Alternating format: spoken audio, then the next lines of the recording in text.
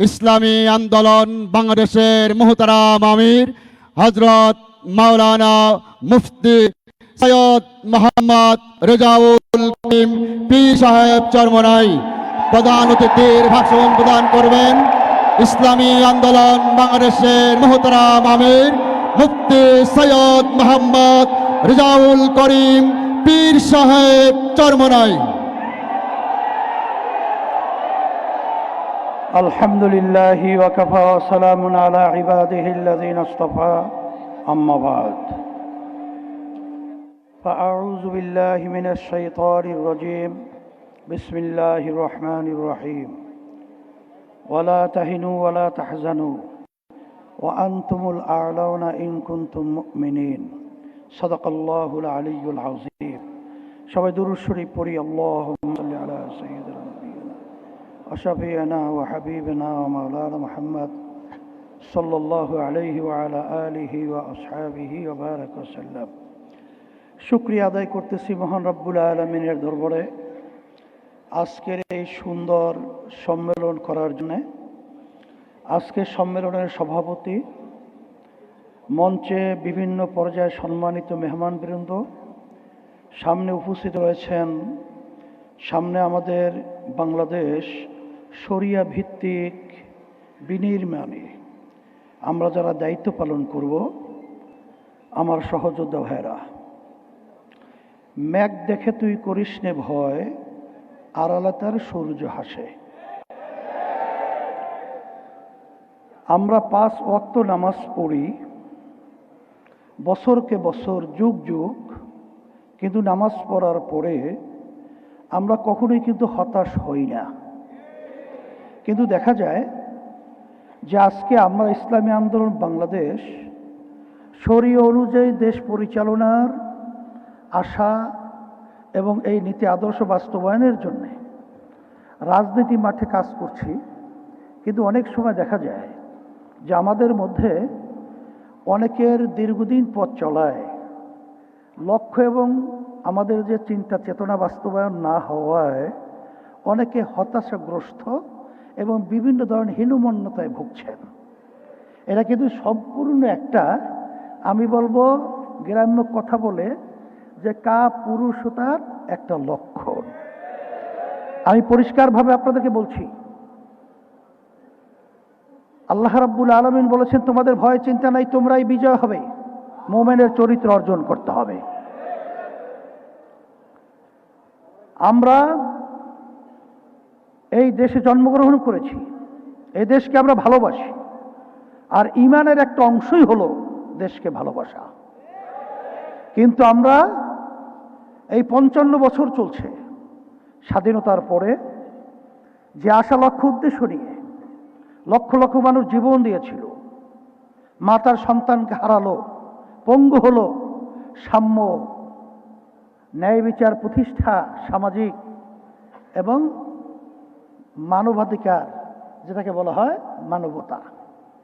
কিন্তু আমরা দেখলাম যারা এই দেশ পরিচালনা করেছে, এদের মাধ্যমে গতকালকে রাত্রে আপনারা দেখেছেন একটা উদীয়মান, একটা তরুতাজা একটা ছেলে, আমাদের যুব আন্দোলনের দায়িত্বশীল, ওকে কিভাবে নির্মমভাবে তাকে হত্যা করা হলো।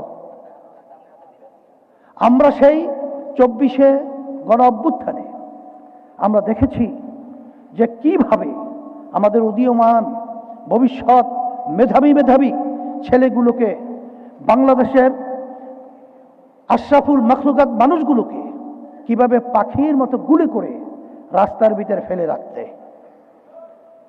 আমরা সেই শব্দ এখন আমাদের কানে দুলিত হচ্ছে। মা যখন বারবার চিৎকার করে বলছিল, আজকে কয়েকদিন পর্যন্ত আমার সন্তান আমাকে মা বলে ডাক দেয় না।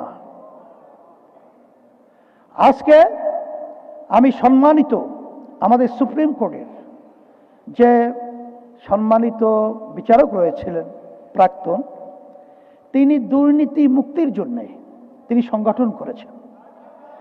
আমার ভাই তিনি কিন্তু বলেছেন যে তারা বাংলাদেশের বিভিন্ন পরতে রন্ধ্রে যে দুর্নীতি এবং যে বিভিন্ন ধরনের অনাচার, অবিচার, অত্যাচার চলছে, এইটার জন্য বিভিন্ন সময় আমরা বক্তব্য রেখে থাকি।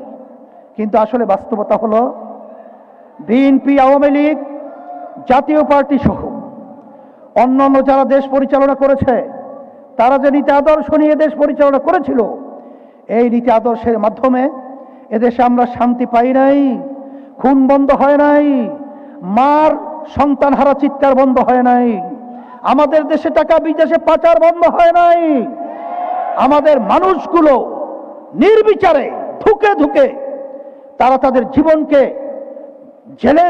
জেলের ভিতরে বিলীন করেছে, এটা বন্ধ হয় নাই।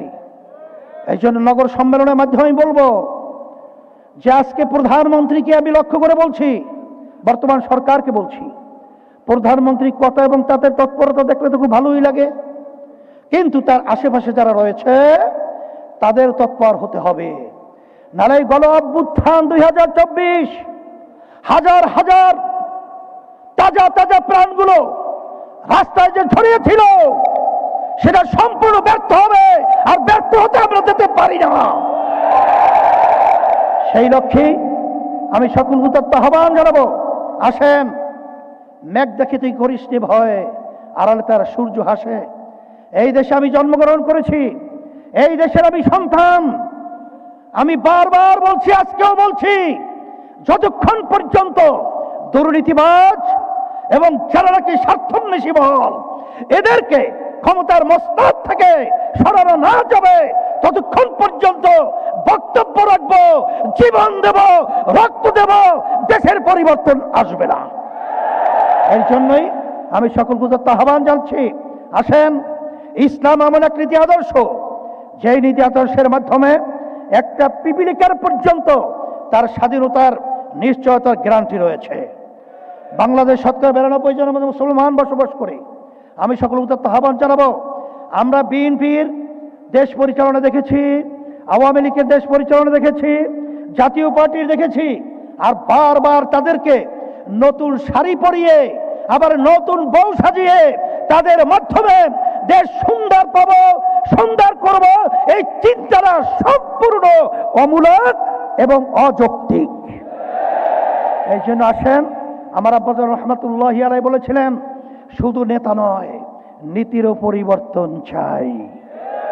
পীর সাহেব হুজুর চরমনাই রহমাতুল্লাহি আলাইহি।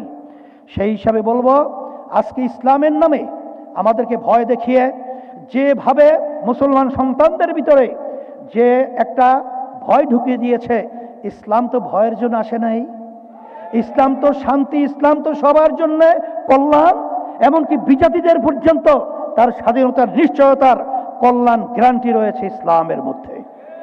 আর যারা ইসলামের নাম দিয়ে তারা বিভিন্ন ছল চাতুরি করে ক্ষমতায় গেলে ইসলাম অনুযায়ী দেশ পরিচালনা করবে না, এরা বিভিন্ন ধরনের ছল চাতুরি করে আমাদের বাংলাদেশের মানুষকে বোকা পেয়ে ধোঁকা দিয়ে বারবার স্বার্থান্বেষী মহলগুলো স্বার্থ উদ্ধার করেছে।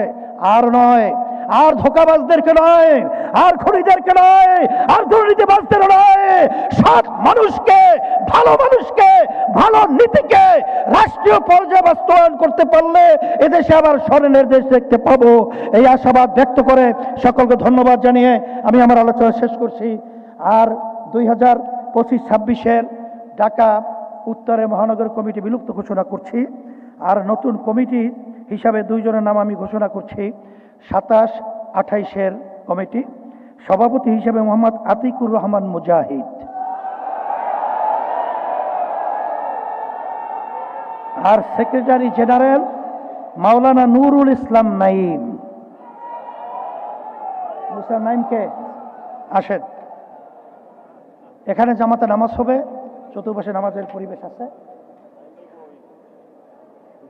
আসেন, সামনে আসো।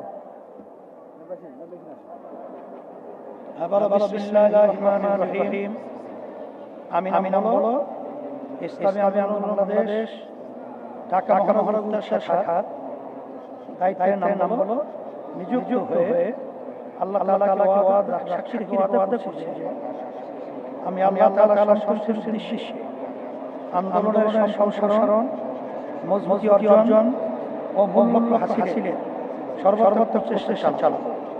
আন্দোলনের নীতিমালা ও নিয়ম শৃঙ্খলা যথাযথভাবে মেনে চলব। আমার উপরে দায়িত্ব আমানত যথাযথভাবে পালন করব। আল্লাহ তাআলা আমাকে পালন করার তৌফিক দিন। আমিন। ও আমাদের সাথে সভাপতিকে দায়িত্ব থেকে আপাতত আমরা সরায় রাখার কারণ হলো কেন্দ্রের বড় দায়িত্ব পালন করার গুরু দায়িত্ব তার মাথায় রয়েছে। এর জন্য এটা করা হয়েছে। আল্লাহ আমিন।